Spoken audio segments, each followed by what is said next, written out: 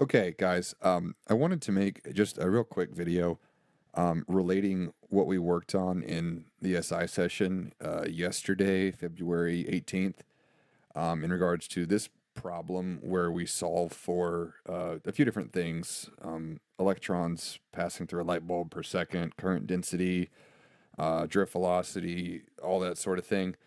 Um, Specifically, I want to look at D here that says if you were to use wire of twice the diameter, which of the above answers would change? And just for context, we're talking about a 12 gauge copper wire with a given diameter, 2.05 millimeters. It passes through a light bulb. We've got free electrons in copper, and we're going to solve for all those things.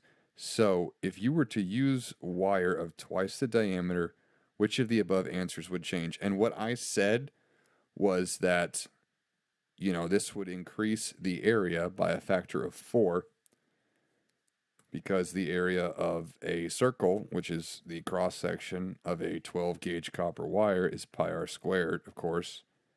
So doubling the diameter would double the radius and give us pi 2r. We'd square that, and then we'd have pi, or I should say 4 pi r squared would be our area, right? So which of the above answers would change? What this doesn't tell you, or what I said, I believe, was that the current would increase and the current density would not. Okay, and that's predicated on a few different things. But what I think it's asking is if your current is held steady. Okay, and nothing else changes about it, then that's not really going to be what happens. What happens is your current density will actually fall. Let's take a look at what they said in the answers here.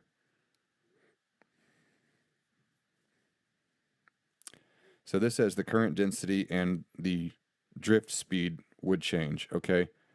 So again, assuming that your current is held steady, your area increases, that would decrease your current density. And then your drift velocity would have to be reliant on the current density for that to happen.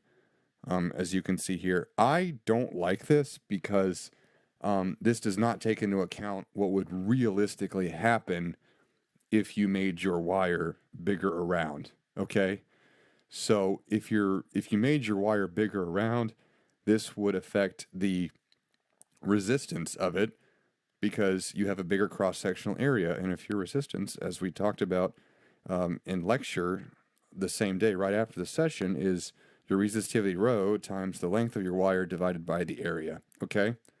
So if your area goes up, your resistivity goes down. If your resistivity goes down, your current goes up, okay? But they're holding current the same.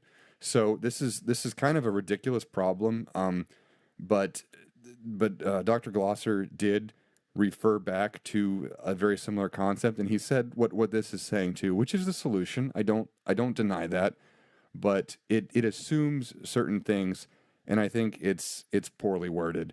So for that, I just wanted to clarify that. I know one of you asked me about this in class as he was making the point, which he was not wrong in making, but I don't think I was that wrong either. I just had to say that there were some assumptions that you have to make in order for that to be true. So if you have any questions about this, please let me know. Just wanted to clarify that. Thanks a lot.